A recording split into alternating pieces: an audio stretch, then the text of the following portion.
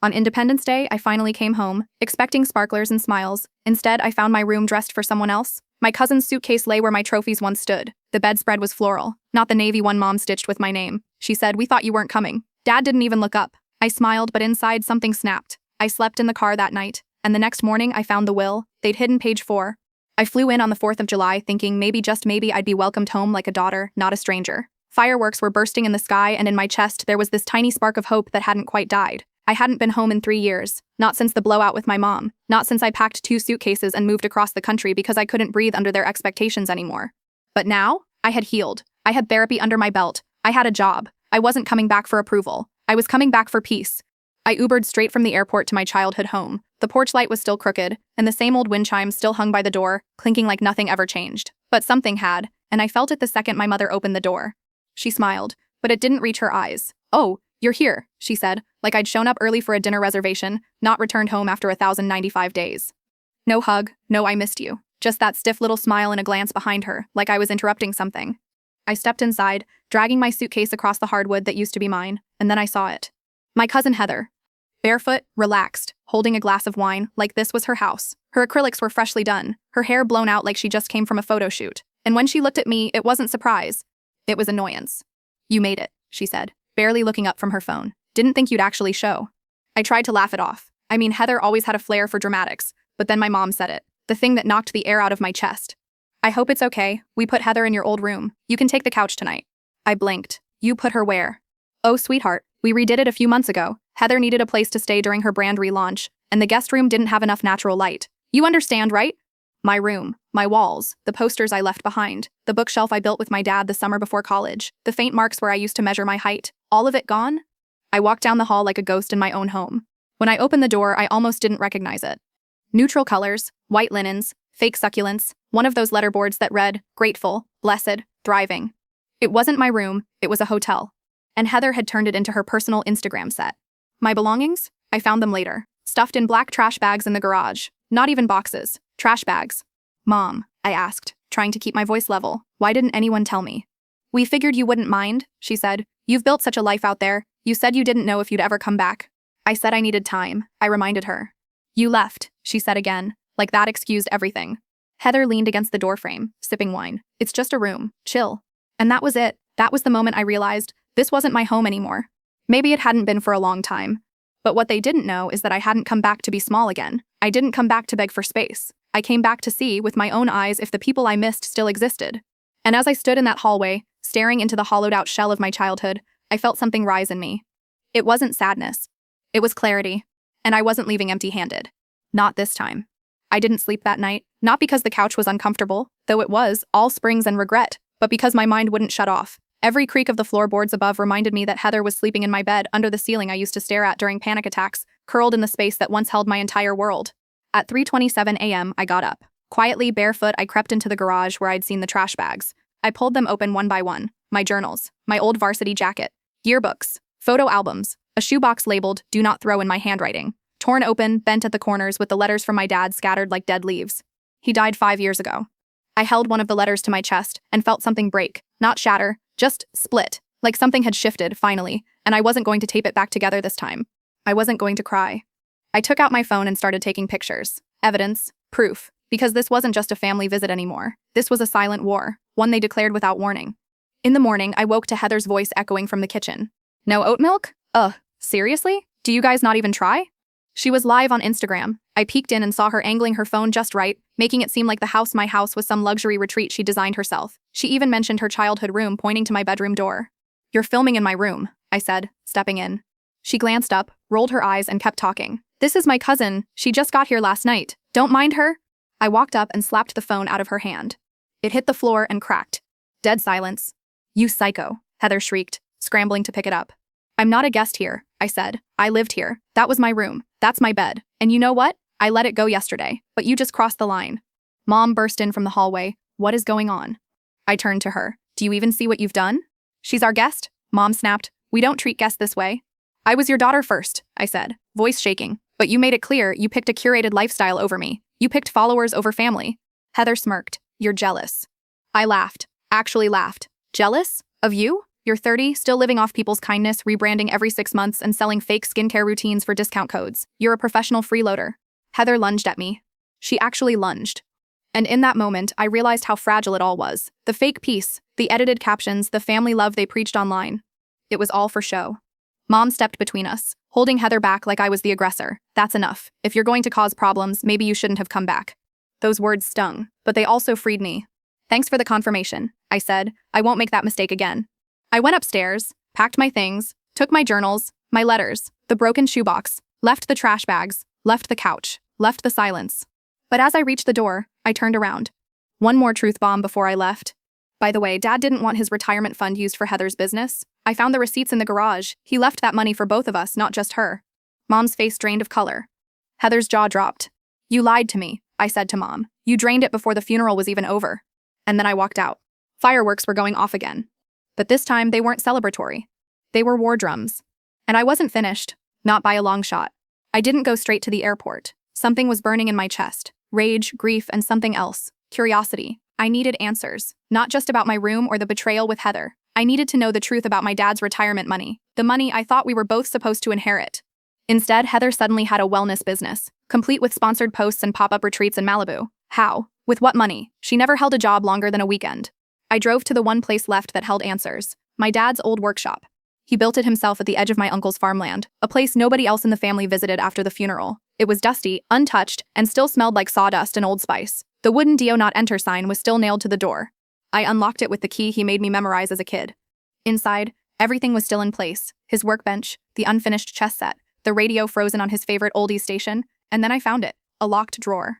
I knelt down. The lock was still intact, but my dad was sentimental. He wouldn't hide a key in some complicated spot. I scanned the area. Then I remembered. Behind the photo of me and him at the Grand Canyon. I pulled the frame off the wall, opened the back, and there it was, a tiny brass key. The drawer creaked open. Inside were folders, one labeled IRA, Beneficiary, another Heather, Warning, and one more July 4th, 2020, Do Not Forget. My hands were shaking. I opened the beneficiary file first. It was a copy of his last will, clear as day, assets to be split equally between my daughter, my name and Heather, last name redacted, to be administered posthumously with consent from both parties. Consent from both parties, but I never signed anything. I was never contacted. I flipped to the next file. It was a printed email from Heather, full of manipulative language. Uncle was deteriorating. He told me he wanted me to take over everything. My name doesn't care. She's never here. I'll handle the accounts. It was dated 2 months before his passing. Attached was a forged signature. Mine. I felt cold. My dad had tried to warn someone. Anyone. The last file, the one marked with that 4th of July date, held a letter addressed to me. If you're reading this, then something went wrong. I've had my doubts about Heather and your mother's plans. There's money missing, and they're hiding something bigger. If they've locked you out, remember, trust your gut and go to Peter. Peter. My dad's accountant. I took photos of everything. My breath quickened as I stepped out of the workshop. I got in my car, dialed the number from the card in the file. Peter? I asked when he answered. A pause. Then, oh my God, I've been trying to reach you for years. My pulse pounded.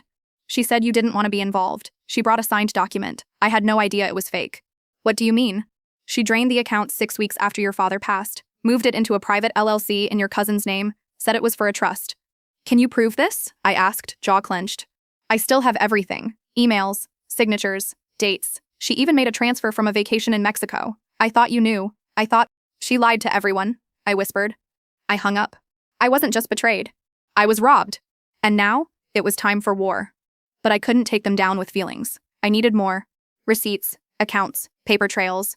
And there was one place left where the final piece of the puzzle might still exist. My father's safety deposit box, which meant I had to do the one thing I swore I never would again. I had to go back. To the house. To her. To the scene of the crime. I parked 3 blocks from the house. It was late, almost midnight, but lights were still on inside. Probably Heather burning through more of my father's savings on her late-night wellness webinars. I crept up the back alley like I did when I used to sneak out as a teenager. My palms sweating, heart thudding like a war drum. I wasn't here for a reunion. I was here to find the truth. The spare key? Still taped under the flower pot. They hadn't even changed it. I slipped inside, barefoot, silent. Every creak in the floorboard was a betrayal, a memory whispering, you used to belong here. Now I was an intruder in my own history. The house smelled different, more like bleach and roses than cinnamon and cedarwood. Mom must have changed everything after Dad passed, erased the scent of him like she erased my presence in the family. I passed the guest room, my room, and didn't even look. Couldn't. My chest ached with a grief I didn't have time to feel. Straight to the study. It was still locked. But Dad wasn't stupid. He always left a way in, just in case. I reached above the frame and felt it, a tiny magnetic key. He taught me that trick when I was 10. Inside, the study was exactly how he left it. His globe still spun freely, the oak desk polished, untouched. And the safe, hidden behind the shelf of law books. My fingers trembled as I entered the passcode, 0711, my birthday. Click. The door creaked open. Inside was a single envelope marked, "Confirm everything, trust no one." Inside were 4 things. A USB drive, a bank ledger, a handwritten letter, a photo. I stared at the photo. It was of Heather, but she wasn't alone. She was standing next to a man, maybe late 40s, sharp suit and a scar across his cheek, handing her what looked like a stack of papers. In the corner of the photo, scrawled in Dad's handwriting, were the words, "This is Victor Klein. If she's dealing with him, it's worse than I feared." Victor Klein. The name echoed like thunder. He was known in town, a financial fixer, or more honestly, someone who helped desperate people bury stolen money in offshore accounts. He'd been investigated by the IRS twice, never arrested, untouchable. And my cousin was shaking hands with him. I plugged the USB into my laptop.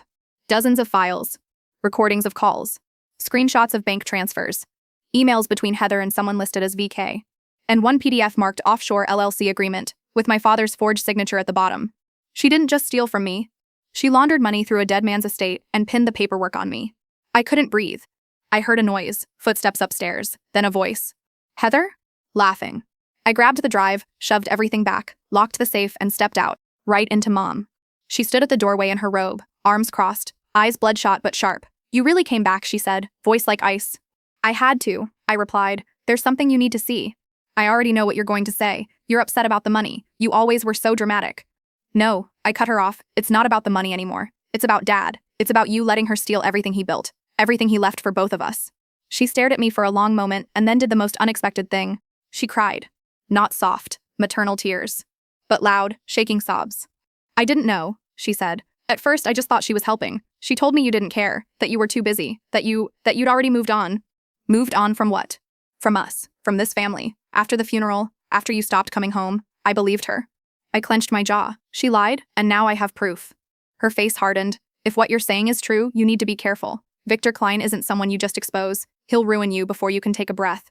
I nodded. "I'm not going public yet. First I find a lawyer, then I go to the IRS, then I go scorched earth." From upstairs, we heard Heather's laugh again. Mom looked up, then back at me. "She's not your sister," she said quietly. "Not really, you don't owe her anything." "I know." I turned to leave. She grabbed my wrist. "One last warning. If you go after her, don't just bring evidence, bring fire." I didn't sleep that night.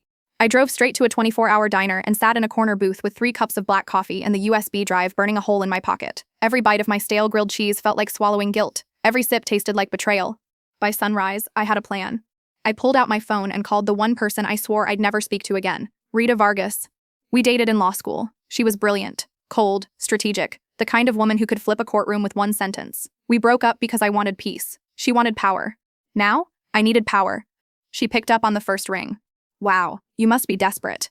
"I have a situation." "Describe it in 3 words." "Family, fraud, Victor." Silence. Then, "Come to my office. Bring everything." 2 hours later, I was in a high-rise in downtown Chicago, watching Rita flip through files and listen to recordings like she was decoding a murder. "This is explosive," she muttered, tapping the screen. "The fake signature alone would hold up in court. But this," she held up the email chain between Heather and Victor, "this is criminal-level laundering. She didn't just hide money, she funneled it through shell companies named after your father's military units. That's not just fraud, that's poetic." "And my mother?" I asked. Rita looked up. "That's the hard part. If she signed off on any of this, knowingly or not, she could be implicated. You ready for that?" I hesitated, then nodded. "I didn't come for comfort. I came for war." She leaned back. "Good, because you're going to need strategy. First, we lock down the estate, file an injunction, freeze the accounts, then public pressure. I know a journalist who's been trying to crack Victor Klein for years. We leak just enough to make him paranoid." "And Heather?" Rita smirked. "We bait her. You have the original trust from your dad's safe?" "Yes." "We make her think she's getting control of it. Then we watch who she calls. Victor will show up." I left Rita's office with the fire of vengeance humming in my chest. The next 48 hours were a blur of meetings, documents, notarized affidavits, and 2 signed statements from former estate employees confirming they were told to lie about dates and asset locations. That night, I sent Heather a text. "Dad's trust just cleared probate. You should see what he left us. Let's talk." She replied within 2 minutes. "Finally, dinner?" I picked the restaurant, a quiet French place our dad loved. I showed up 10 minutes early, planted a recorder in my coat pocket, and ordered wine. She arrived in a white blazer like she was the CEO of a company she never built. She smiled like nothing ever happened. "You're glowing," she said. "You're bold," I replied. She sipped her drink, So, what's in the trust? I slid a folder across the table, one of the decoys Rita made. She flipped through it quickly, her eyes flicked over the fake numbers, the shell companies, the bait. You're not mad? She asked. I just want us to finally work together, I lied. She smiled. It's about time, I'll make some calls. We'll get this processed fast. There it was. I leaned in. You're calling Klein, right? Her eyes widened, just for a second, then narrowed. What did you say? You heard me.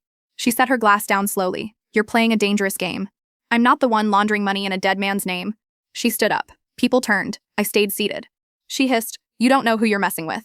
I smiled. Actually, I do. I'm messing with the woman who forged our father's will, stole hundreds of thousands of dollars, and shook hands with the devil in a hotel lobby. Her face turned to stone. If you go public with this, I already did. That was the moment she realized. I pointed toward the bar. Rita stood there, phone in hand, already sending the files to the IRS, local media, and Victor's private law firm. Heather stormed out. I stood, shoulders heavy but soul light. But it wasn't over. Because 2 hours later, my phone buzzed with a restricted number. I answered. A low, gravel voice said, you should have left the dead alone. Then the line went dead. Victor Klein had just entered the game. My hands trembled long after the call ended. I knew Victor Klein wasn't just a crook. He was dangerous. The kind of man who smiled for photos with governors while making witnesses disappear. I had poked a beast, but I wasn't backing down. Not this time. That night, I didn't go home. I checked into a small inn under an alias, left my phone in the microwave, and started making a digital backup of every single file Rita and I had gathered.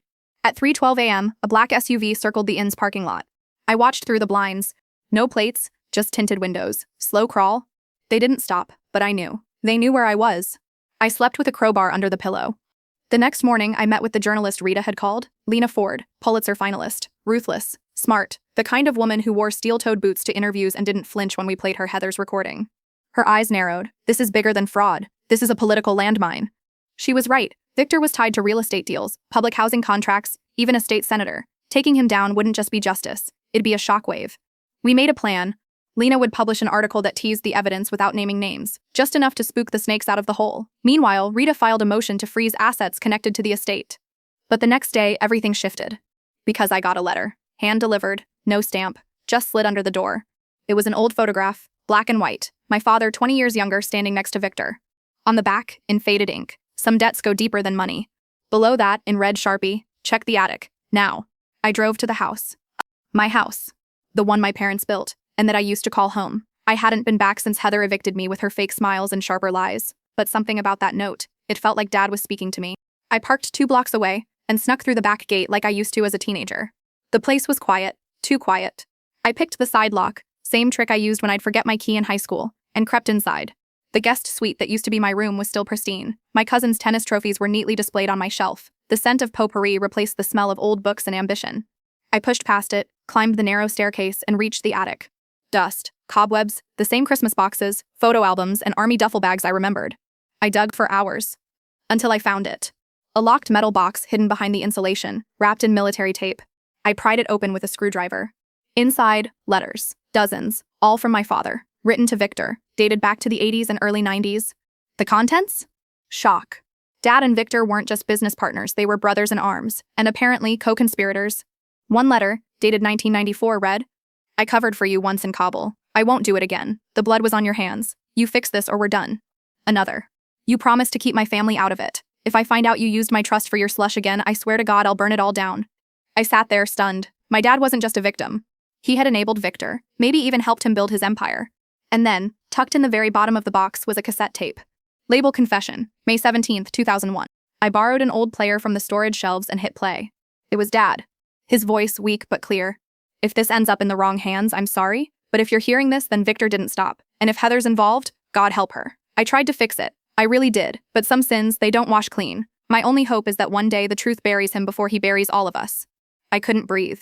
I rewound it, played it again. My father wasn't perfect, but he had tried. He had feared Victor, and somehow he knew Heather would be part of this mess. I stashed everything in my backpack and started down the stairs. When I heard the front door open, voices. Not just Heather. Victor. I ducked low, heart pounding, and crept toward the hall closet. I could hear them, clear as day. Heather, I told you he's planning something. Why else would he call that reporter? Victor, you said you handled it. Heather, he's not stupid. He's got something. Victor, then we take it back, and make sure he stays quiet. My blood ran cold.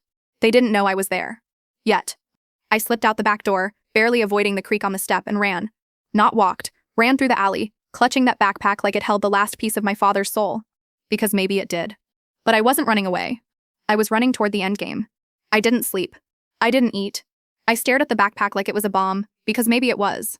Every letter, every recording, every dusty thread tied to Victor Klein's empire and my father's hidden shame was packed inside. My phone buzzed all night, unknown numbers, blocked calls, one text from my cousin. "We need to talk." They knew. So I stopped hiding. I sent the confession tape and letters to Rita and Lena. Then I uploaded copies to a cloud drive and shared the link with an anonymous whistleblower board. Insurance. In case I didn't survive what came next. Because I had a plan. It started with the board meeting. Victor was set to finalize his development deal, 20 acres of green space bulldozed for luxury condos, a project funded by shady money funneled through shell companies, all rubber-stamped by our family trust. A trust I had once believed was about legacy. Turns out, it was about control. That morning, I walked into the glass building downtown, with my father's leather briefcase in one hand and a flash drive in the other. Heather was there. Looking radiant, polished, perfect. "You're not on the board," she sneered. I smiled. "No, but I'm the beneficiary, and you're all about to find out what Dad left behind." She laughed. Until I dropped the flash drive into the conference room's laptop and hit play. My father's voice echoed across the room. "If you're hearing this, then I failed to stop him. Victor Klein is using our name, our money, to destroy everything we built. Heather, if you're involved, God help you. You swore to protect the family, not bury it under greed." Dead silence. One board member stood up and left. 2 others looked at Heather like she had grown horns. Then Lena walked in with a camera crew. "This meeting is being recorded," she said. "Smile for the legacy." Heather lunged for the laptop. I blocked her. Victor's name lit up the TV screen behind us as Lena began playing the edited footage of all our evidence, contracts, timelines, voice memos. Chaos erupted. Lawyers were called. Police followed. And Heather? She ran. But not far.